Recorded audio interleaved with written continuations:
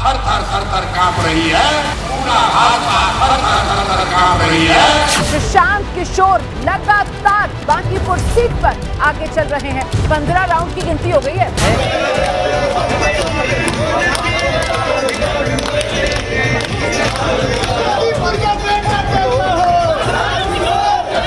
सौ जेएनजी पीके के साथ जा रहा है और सभी जाति वर्ग के लोगों ने वोट दिया है। इस समय का हमें बरसों से इंतजार था। हम लोग भावुक हैं, कुछ ज्यादा बोल नहीं पाएंगे। बिल्कुल आप देख रहे हैं कि जब शुरुआत हुआ है, शुरुआती राउंड से आगे बढ़े हैं, कभी पीछे मुड़ के नहीं देखे हैं। ये बहुत बड़ी जीत होगी और जीत ही नहीं होगी, ये पूरे बिहार और भारत का नया दिशा दिखला। बांकीपुर की जनता ने जो आशीर्वाद दिया है, अपनी ओर से जो हो सकेगा बांकीपुर में सुधार का प्रयास करेंगे।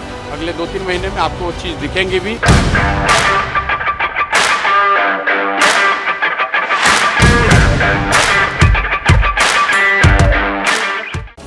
पीके पास हो गए।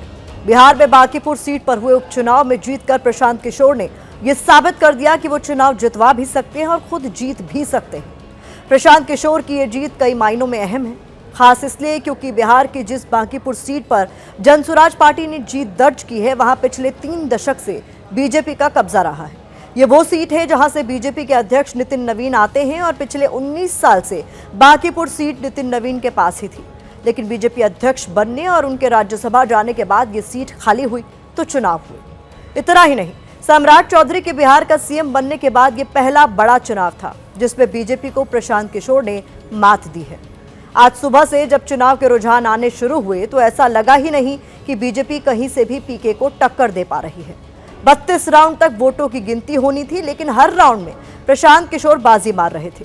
राउंड दर राउंड बीजेपी से उनकी जीत का फासला बढ़ता जा रहा था। पहले राउंड तक बीजेपी के कार्यकर्ता लड्डू बना रहे थे, लेकिन जैसे ही 5 राउंड से गिनती आगे बढ़ी, लड्डू दिखने बंद हो गए और प्रशांत किशोर की पार्टी जीत का गुलाल उड़ाती हुई नजर आने लगी। पीके की इस जीत को जेनजी के आंदोलन से लेकर सम्राट के मौजूदा शासन तक से जोड़ा जा रहा है। तो चलिए भारत की बात में आज आपको पीके के पास होने की वजह और उनकी फुल मार्कशीट दिखाते हैं। हम लोग इतने खुश हैं कि अभी तक पैदा होने के बाद राजनीतिक जीवन में इतने कभी खुश नहीं थे जितना आज खुश है, क्योंकि बिहार का नया विकल्प का एक नया झंडा गड़ रहा है।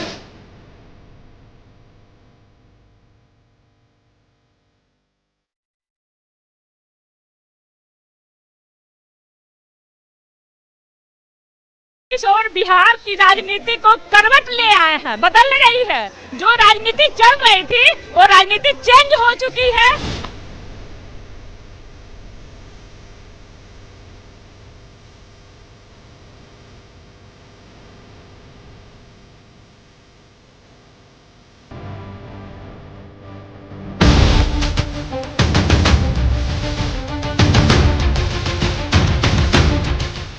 देश के बड़े बड़े चेहरों के लिए चुनावी शतरंज की बिसात बिछाने वाला एक रणनीतिकार जब खुद खिलाड़ी बनकर सियासत के मैदान में उतरा तो बीजेपी को उसके गढ़ में ही मात दे दी।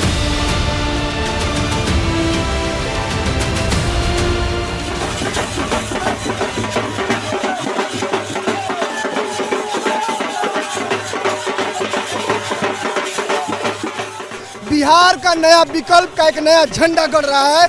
बिहार की धरती पर नहीं, भाजपा के कलेजे पर और आरजेडी के जंगल राज के कलेजे।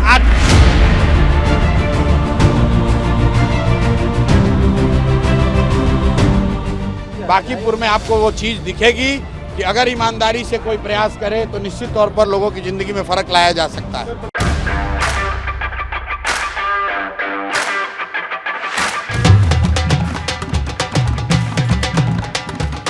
मोदी से लेकर ममता बनर्जी तक के चुनावी चाणक्य कहे जाने वाले प्रशांत किशोर बिहार की धरती पर एक नई तरह की राजनीति का पैगाम लेकर आए हैं। जनता का आशीर्वाद इसलिए मिल रहा है कि जनता ने जाति धर्म से उठ करके सामूहिक प्रयास, शिक्षा और रोजगार पे वोट किया है और बांकीपुर आज नया इतिहास रच दिया है।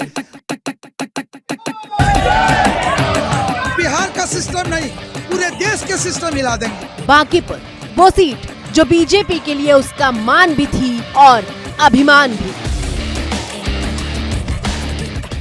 बांकीपुर भारतीय जनता पार्टी का था भारतीय जनता पार्टी का है, आगे भारतीय जनता पार्टी कर रहेगा, इसमें कहीं कोई दो राय नहीं। बिहार बीजेपी अध्यक्ष ही नहीं बल्कि एनडीए के कई नेता आखिर तक ये मानने के लिए तैयार नहीं थे कि बांकीपुर उनके हाथ से निकल जाएगा। 30 राउंड की गिनती होनी है, अभी 7वीं 8वीं राउंड की गिनती हुई है, इसलिए अभी ये कहना कि पीके आगे हो गए, बीजेपी पीछे हो गया, जीत अंततः भारतीय जनता पार्टी की ही होगी। बीजेपी का कॉन्फिडेंस या यूं कहिए ओवर कॉन्फिडेंस, उसकी गवाही आपकी स्क्रीन पर मौजूद है, जब वोटों की गिनती शुरू होने से पहले ही लड्डू तैयार होने लगे थे। जो बीजेपी के कार्यकर्ता हैं, नेता हैं, वो लड्डू बना रहे हैं और लड्डू बनाते के साथ भारतीय जनता पार्टी के जिंदाबाद का जो नारा है वो भी 40 साल से दोनों हाथ में लड्डू है। भारतीय जनता पार्टी के राष्ट्रीय अध्यक्ष आदरणीय माननीय नितिन नवीन जी का यह किला रहा है। दरअसल बीजेपी को लग रहा था कि बांकीपुर का लड्डू जो कई दशकों से उनके हाथ में था उसे कोई छीन नहीं पाएगा, लेकिन प्रशांत किशोर नाक के नीचे से नहीं बल्कि डंके की चोट पर ऐलान करके सीट निकाल ले गए।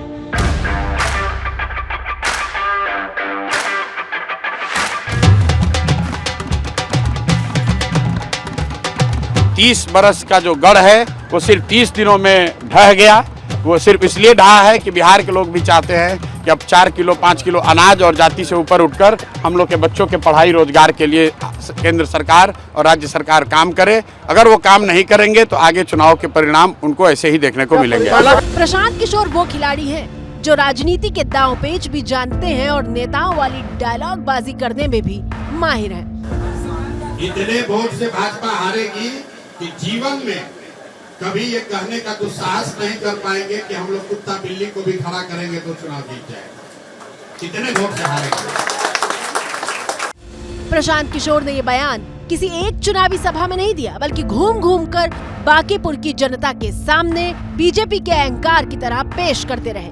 जिस दिन भाजपा यहाँ हारेगी उसी दिन भाजपा का जो नेतृत्व है वो तय करेगा कि अरे भाई जो बांकीपुर 30 बरस से नहीं हारे, वहां पर लोगों ने अगर हमको हरा दिया है, इसका मतलब है कि लोग सम्राट चौधरी को मुख्यमंत्री मानने को तैयार नहीं है। प्रशांत किशोर सीधे बिहार के मुख्यमंत्री सम्राट चौधरी का नाम लेकर अटैक कर रहे थे और नतीजे आने से पहले ही ऐलान कर रहे थे कि अगर बांकीपुर में बीजेपी को हरा दिया तो पार्टी तक संदेश साफ हो जाएगा। भाजपा के केंद्रीय नेतृत्व को ये संदेश देने का एक प्रयास है बिहार की जनता के द्वारा कि बिहार में किसी अच्छे व्यक्ति को मुख्यमंत्री बनाइए, किसी अपराधी, किसी गलत चाल चरित्र चेहरा वाले व्यक्ति को बिहार का नेतृत्व मत दीजिए, अच्छे आदमी को बनाइए ताकि बिहार में भी शिक्षा हो, बिहार में भी बच्चों के लिए रोजगार हो, बिहार के बच्चों को भी बाहर मजदूरी करने न जाना पड़े। ये संदेश बांकीपुर के लोगों ने दिया है। प्रशांत किशोर के लिए ये सिर्फ एक सीट की जीत नहीं है, बल्कि ये उनके राजनीतिक करियर का पहला चुनावी जनादेश है। 2 साल पहले साल 2024 में पीके ने जन स्वराज पार्टी बनाई थी। पिछले साल 2025 में पूरी ताकत के साथ प्रशांत किशोर बिहार विधानसभा चुनाव में उतरे, लेकिन एक भी सीट नहीं जीत पाए थे। प्रदेश के सबसे बड़े पॉलिटिकल पंडित की पहचान रखने वाले प्रशांत किशोर ने बांकीपुर से डेब्यू कर लिया है। पूरा बांकीपुर, आई thank the people of Bankipur from the core of my heart. ये वो सीट है जहां से बीजेपी अध्यक्ष नितिन नवीन पिछले साल नवंबर में लगातार 5वीं बार चुनाव जीते थे, वो भी पूरे 50,000 वोटों के मार्जिन से। नितिन नवीन के राज्यसभा जाने के बाद ये सीट खाली हुई थी, लेकिन जैसे ही प्रशांत किशोर ने ऐलान किया कि वो बांकीपुर सीट से चुनाव लड़ेंगे, बीजेपी अंदरूनी तौर पर हिल गई थी। बांकीपुर में बीजेपी से सबसे बड़ी चूक उम्मीदवार को लेकर हुई। बीजेपी ने पहले अभिषेक कुमार उर्फ बंटी को टिकट दिया था और उनका नॉमिनेशन भी हो चुका था, लेकिन फिर टिकट वापस ले लिया। कारण बताया गया कि बंटी पारिवारिक कारणों से चुनाव नहीं लड़ना चाहते, जबकि असली वजह को लेकर कहा जाता है कि प्रशांत किशोर बंटी के खिलाफ कुछ ऐसा सबूत पेश कर सकते थे जिससे पार्टी की किरकिरी होती, और इसीलिए बीजेपी ने पोल खुलने के डर से उम्मीदवार ही बदल दिया। लेकिन डैमेज तो हो चुका था। कैसे, अब ये भी समझिए।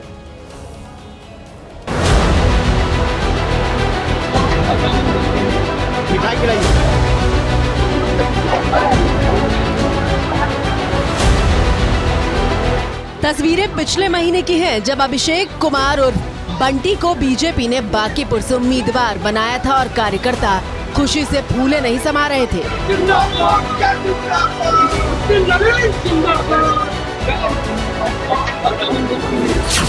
और फिर 2 दिन बाद उनकी भव्य नामांकन सभा का आयोजन किया गया। 9 जुलाई को बांकीपुर से बीजेपी उम्मीदवार अभिषेक कुमार सिन्हा के नॉमिनेशन में सीएम सम्राट चौधरी खुद पहुंचे थे।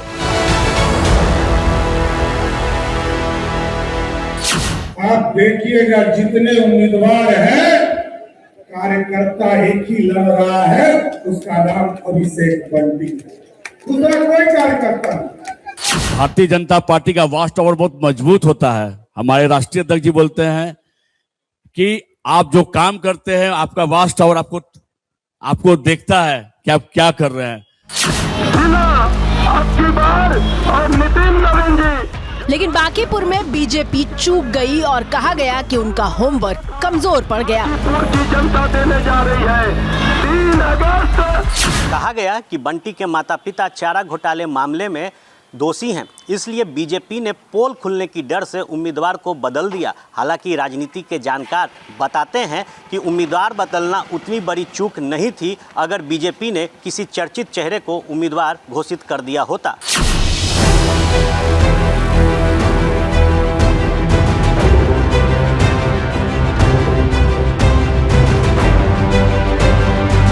बीजेपी ने मंडल स्तर के कार्यकर्ता नीरज सिन्हा को टिकट दे दिया था।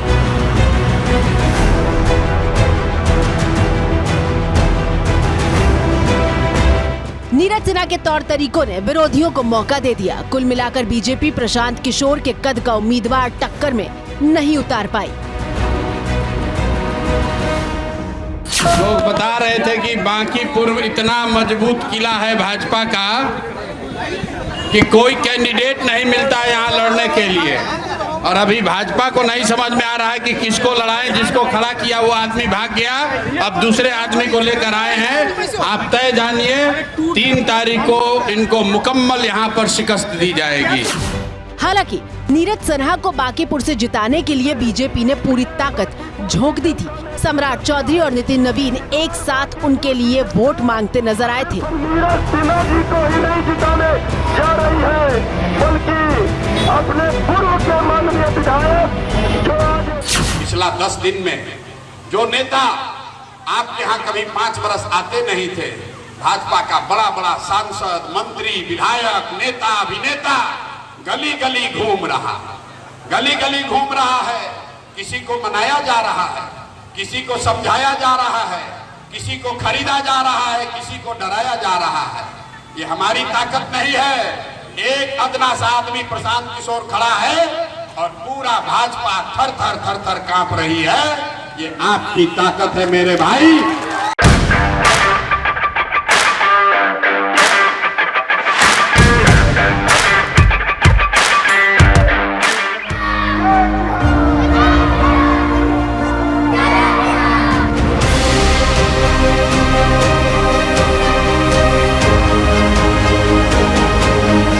इतना ही नहीं, प्रशांत किशोर ने बीजेपी की दुखती रग पकड़ ली थी। जनता का सुंदर तस्वीरें जनसुराज की संघर्ष वाहिनी की हैं, जिसके कार्यकर्ता बांकीपुर की गलियों में जा जाकर माइक से प्रचार कर रहे थे। इस जगह को भी प्रशासन ने ठीक किया तो प्रशांत किशोर जी के आने से ये डर बैठ गया है। वो नाली से लेकर सड़क और सीवर तक का मुद्दा उठा रहे थे। जनसुराज पार्टी के कार्यकर्ताओं ने रविशंकर प्रसाद से लेकर बीजेपी अध्यक्ष नितिन नवीन के घर के पास की गलियों की बदहाली तक को उजागर किया।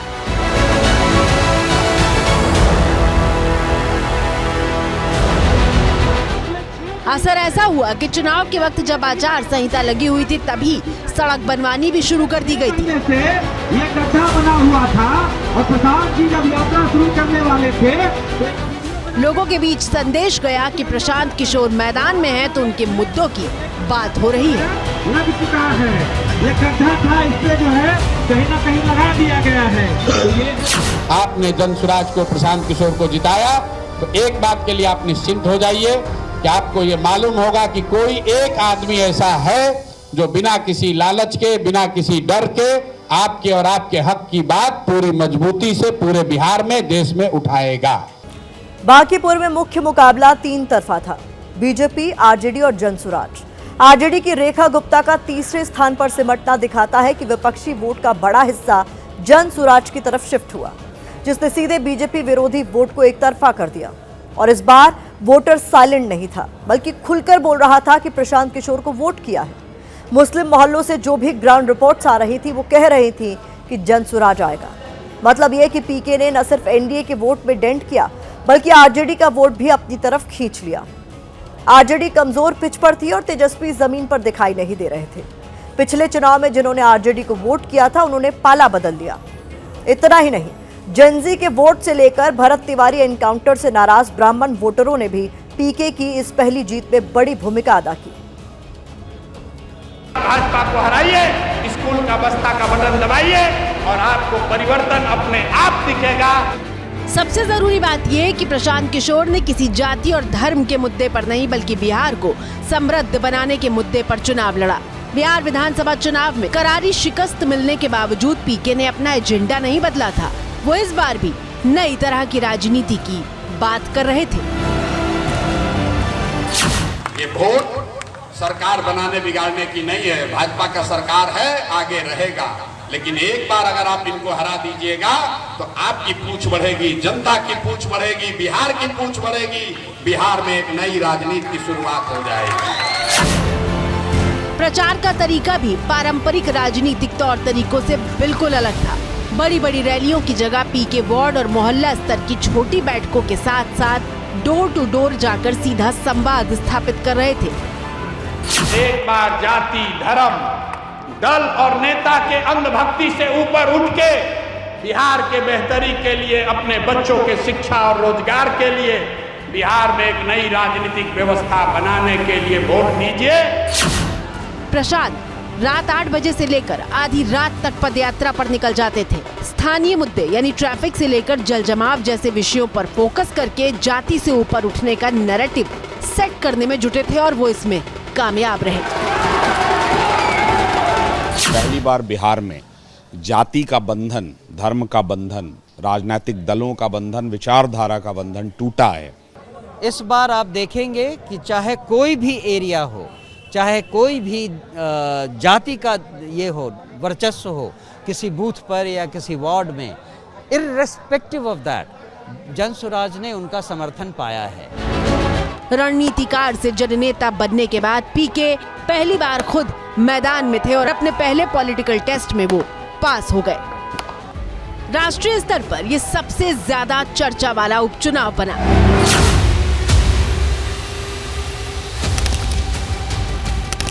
भरत तिवारी एनकाउंटर मामले में प्रशांत किशोर ने लीड ले ली थी। वो पहले नेता थे जो परिवार से मिलने पहुंचे थे और उनके बाद धीरे धीरे तमाम पार्टियों के नेता भरत तिवारी के गांव पहुंचने लगे थे। उस पर सजा होनी चाहिए। यहाँ जितनी चिंता आरजेडी के लिए है उतनी ही बीजेपी के लिए भी है।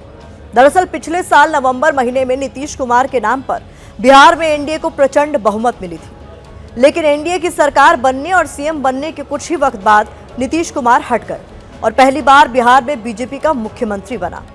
बीजेपी के सीएम बनने और नीतीश के हटने के बाद यह पहला चुनाव था। प्रशांत किशोर बार बार ये कहते रहे हैं कि सम्राट चौधरी एक थोपे हुए मुख्यमंत्री हैं, क्योंकि इनके नाम पर बिहार ने वोट नहीं दिया था और प्रशांत अपने इस नैरेटिव को वोटरों तक पहुंचाने में कामयाब रहे। जीत के बाद पीके ने सीएम सम्राट चौधरी पर हमला किया और तय है कि आगे भी इसे जारी रखेंगे। बीजेपी शायद इस गुमान में थी कि उसका कोई कुछ बिगाड़ नहीं पाएगा, लेकिन पीके ने इस गुमान को बिहार में तोड़ दिया।